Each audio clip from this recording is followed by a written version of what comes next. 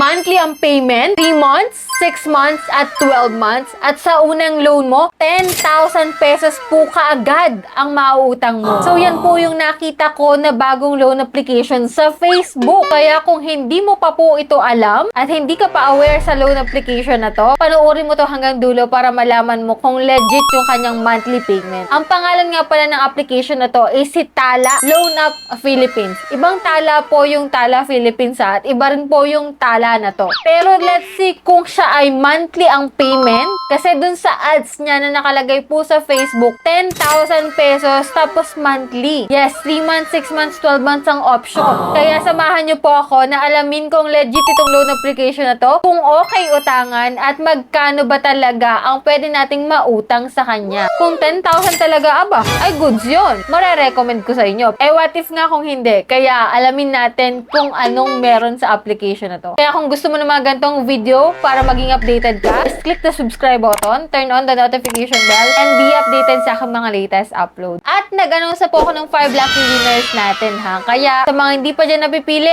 abang-abang lang po. Stay connected, stay active lang. Ito pong si Tala Loan Up Philippines is ganito po yung mga nakalagay sa kanyang ad. So, under po siya ng Next Generation Technologies Global Incorporated. So, meron po siyang 4,400 ratings na. So, napakadami na pala guys. And 4.6 stars. Pero, hindi ko po siya napapansin talaga. Anyway, tingnan pa rin natin. So, ito yung nakalagay sa kanyang ads, no? Speed you can trust. So, Tala daw. So, 5,000 to 200,000 pesos yung pinakang maximum na pinapautang nila. More time, less stress. Ayan, nakaka-stress nga naman kapag hindi tayo ma-approve sa mga loan application. So, yan, quick processing after confirmation and higher limits for loyal users. So, approval and lightning speed. O, diba? Ganun daw kabilis ang approval dito. So, let's see, no? Kapag wala ka pang account dito at gusto mong mag-try, maglalagin ka using your active mobile number. And then, may OTP doon. Magre-request ka. Click mo yung sign in after, no? And yan, may tailored loan solution. Click natin yung apply now kasi walang nakalagay na ibang details. Ito nga, guys, no? Mag-fill up ka na po ng iyong personal information. Financial status. No need na dito ng payslip. Basta may one valid ID ka lang. And dito, guys, sa emergency contact, need mo po ng 3 contact number. Yung 3 contact number na yon dapat alam nila na ilalagay mo sila. Para hindi ka na mag-worry if ever na matawagan man sila or i-text nitong si Tala. Tapos, hindi na rin sila magugulat, no? Lahat naman po ng ID is narito, kaya hindi ka mamumroblema. And ito na nga, no, sa loan details nila, may product list po sila dito na 700 to 30,000 pesos. So, ang dami ko pong na-encounter na ganitong loan application. May mga product loans na ganito, iba-iba, pero kay Tala po tayo mag-apply. And yan nga, guys, no,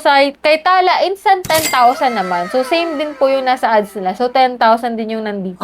Yun nga lang, guys, is amount to receive natin is 9,992 pesos daw, which is naka-encounter na naman ako nito, guys. 8 pesos service fee, interest is 320. Nakakaloka. Hanggang kailan kaya tayo makaka-encounter na ganitong loan terms? Malay mo nga naman legit to. So, let's see ha. Click natin yung apply now. Sa repayment plan, ito, next June daw po ako magbabayad. June 9, which is 3,060. And next is September 19, 1,740. And then, August 28, 1,740. So, kung legit talaga na ganito yung repayment plan nito, napakagandang loan application na to. So, let's see pa rin, no? Click natin yung apply now dito and then maglalagay tayo ng bank account natin. Pwede siya sa e-wallet or bank transfer. Ayan, success na yung ating application. Still, under review pa po siya. So, wait tayo ng ilang minutes para malaman natin yung result. Alam nyo, guys, yung mga ganitong loan application, hindi sila transparent kung magkano talaga yung pinapautang nila. Paligoy-ligoy pa sila. Dapat direct to the point. Kung 4,000 ang nakalagay dapat. Hindi yung 10,000. Hindi naman pala ganon yung loan amount yung pinapautang nila. So, useless din. Sayang naman, guys. Anyway, ganito talaga yung kanilang loan terms. Hindi natin sila masisisi. And then, yan nga, may result na. Ano pang maasahan natin dito? Reject po yung aking application. Naku, sana naman ma-approve tayo kahit one time man lang. Pero last time, guys, na-approve po ako na ganito din yung loan details niya. Pero hindi po 10,000 talaga yung na-reserve ko. Nasa 7,000 pesos lang po. At guess what? Nasa 7,000 pesos na yun. Hindi ko pa siya buong na-reserve. Malaki pa yung bawas. Tapos 7 days to pay. Kaya ingat rin po kayo sa mga na-encounter nyo ganyang loan application na walang transparency. Kasi papasahin tayo sa dulo. Tapos kapag na-approve tayo, ibang loan amount naman pala yung na-reserve natin. Tapos ang laki pa ng kaltas. Kaya ingat rin po kayo sa pag-apply. Manood muna kayo ng reviews bago kayo mag-apply sa mga bagong loan app. And ito nga, nandito yung channel natin para mag-review ng mga bagong naglalabasan dyan. And that's it. Sa mga hindi pa dyan nakasubscribe sa aking YouTube channel, click the subscribe button, turn on the notification bell, and be updated lagi sa aking mga latest upload. So, yan lang muna yung vlog natin for today. Kung kayo may katanungan, comment nyo lang po dyan sa baba. So, bye-bye na muna for now, guys. See you on my next vlog.